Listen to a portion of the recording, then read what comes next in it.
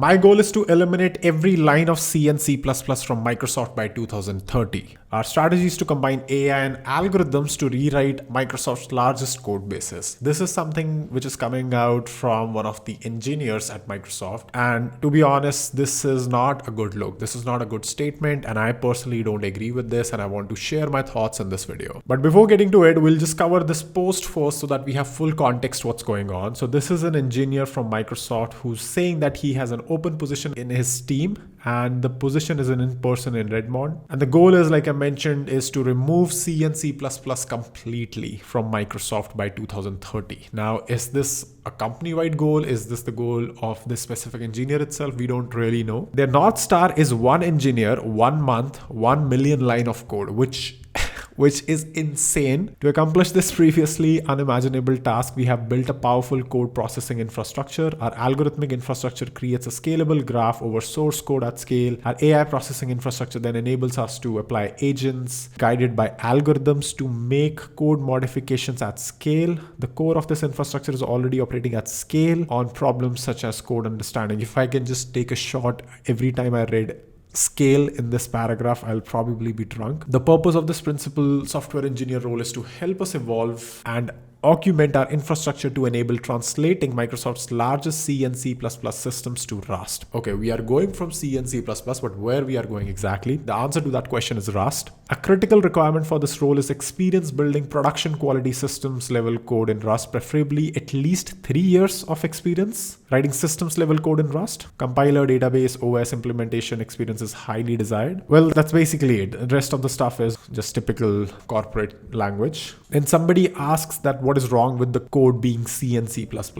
And the answer for this, which is actually the reason which was not in the post, is no memory safety, no concurrency safety. Of course, for a single C or C++ code base, these qualities can be achieved with extraordinary discipline and effort and lost with just a single mistake. With Rust, can be proven by the compiler. Don't get me wrong, I'm not a Rust fanboy. It's the first viable safe systems language the industry has produced. Undoubtedly, there will be others. Now, I don't really know about this developer, this engineer, but there have been attempts in past who took something which was working really well in C, C++, ported it to Rust, and sure, there were less or no memory leaks, but there were so many logical faults, the application behavior completely changed. It was not working at all. And that is what I want to talk a little bit about. See, the way I look at things from a language A to language B, I myself am not a huge fan of, just tying somebody's identity to languages generally. But when you are changing the code base of language A to language B, my biggest fear or my biggest problem is with people who are doing these in code bases which have then dependencies as well. Because see, at the end of the day, it's fine. What he's saying makes sense, right? If you have a code base and if you want to make it type safe, there have been too many incidences that have been happening. You'll just bite the bullet and you'll just say, screw it. We'll just go ahead and make it our mission that by 2030, we want to replace every single code base with whatever works now. But the problem is that doing this at this unprecedented speed is going to make it a lot more worse, because as we read, it said, in the post that they want 1 million lines of codes every single month per engineer, which makes no sense because first of all, you can't actually equate lines of codes with speed. There would be a lot of lines of codes which are actually very heavy in terms of the things that they're doing, and it's like a very critical piece of software. And then of course there are lines of codes which are just comments, right? And they don't carry any information. So setting arbitrary goals like these and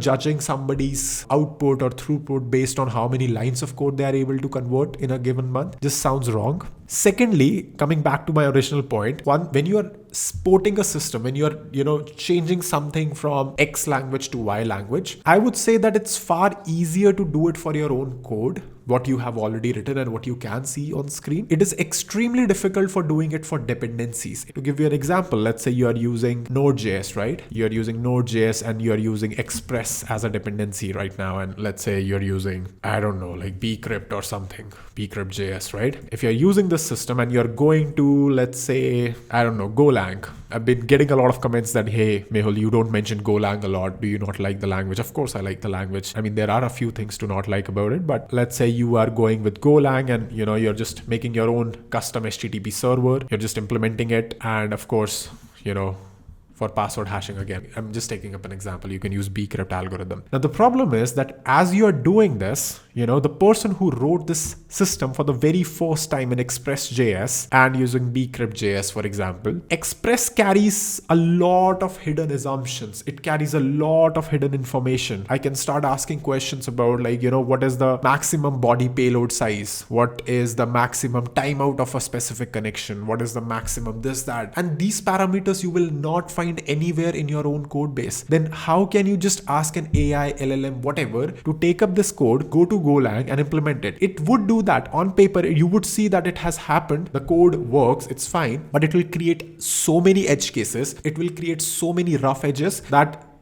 some sort of assumption will start to break at scale, right? Especially at a scale of how Microsoft is. Now imagine this happening with maybe hundreds of dependencies, dependency 3, dependency 4, and you have a system which you have successfully migrated to a different language, which in theory works fine, looks fine, but is an absolute nightmare in terms of edge cases and things which were not present in the first system in the first place, right? So I do feel that this approach is not something which would probably work out, especially, I'm not familiar with Microsoft's code base, but I would assume that there would be code base snippets or code base areas which are pure, completely pure. So there are no dependencies or no frameworks or anything like that. But I would also assume that, at some places there are pieces which are not that pure, right? You are using some sort of legacy libraries, C libraries, older libraries which are written in a specific way. And how do you then convert them to Rust while maintaining all the quirks and edge cases? So this seems like a bad decision. I don't really mind going by C and C++, Microsoft by 2030, 2040, whatever. But I feel the post could be at least worded better, right? The post could say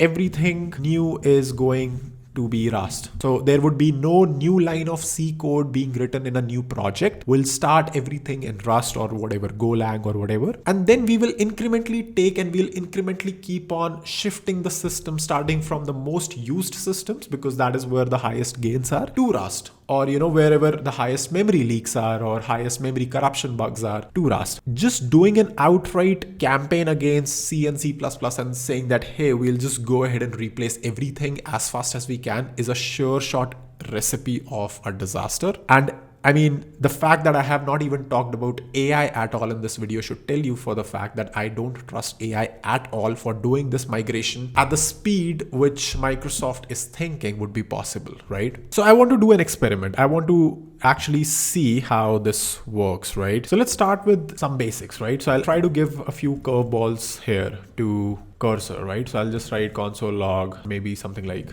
hello world, right? And I'll shift this from auto to Opus 4.5. I'll burn some credits for you guys. I'll add this context. I'll add this context and I'll say, can you, convert index.js to index.py?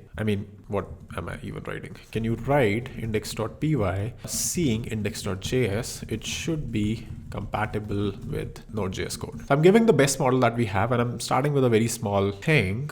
And apparently cursor has decided to not work today. Great. So I've just got cursor on video not working and I'll probably report it to cursor team. But anyway, looks like we can't use cursor today. So let's just go back to our second friend, which is Claude code. So let's say, hey Claude, can you look at index.js, get to know its logic and write index.py, which should basically be the same code but written in Python instead, right? So let's give it a task and I'm already on Opus 4.5 over here. So let's give Claude some task and some clarity. All right, so over here you can see that Claude code is smart enough that it did actually preserve the new line break that I gave, like that. Let's try to see if this works. Can you check if it is correct? So it says in this case both produce identical output outcomes, so they are correct. Can you double check? So again, like I can start to confuse it, right? Because process stdout.write will not create a second new line, right? And you can see clearly in case of double checking, as it's executing the code, it is now able to see that, there is actually indeed a second new line inside of Python's code, which is interesting because, I can ask it to double check and it has like tried to get a hex dump of the output, which is very cool. And it says like good catch on the double check. So this is a very, very stupid example that I'm giving you, but I can fool the LLM easily into such small intricacies. Imagine this happening at the scale of big code bases where you just don't even know what the LLM actually slightly got wrong. Maybe a space here, maybe a flag variable there, maybe just not parsing double quotes in a specific JSON string, maybe not doing something XYZ. Of course, there would be rigorous tests, rigorous things to catch these things, but again, there would not be for a lot of cases, because that is why the bugs, memory leaks exist in the first place.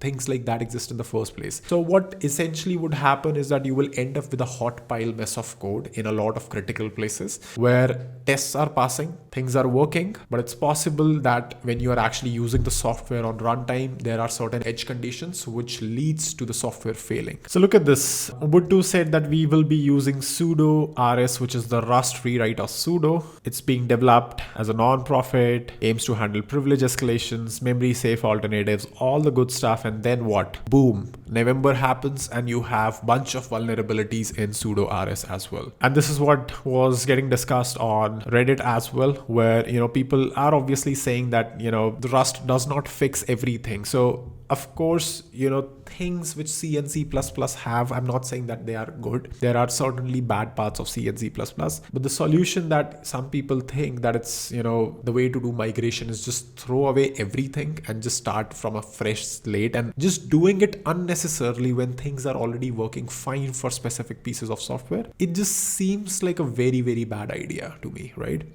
And this one guy says that at least the vulnerabilities are memory safe, which is very funny.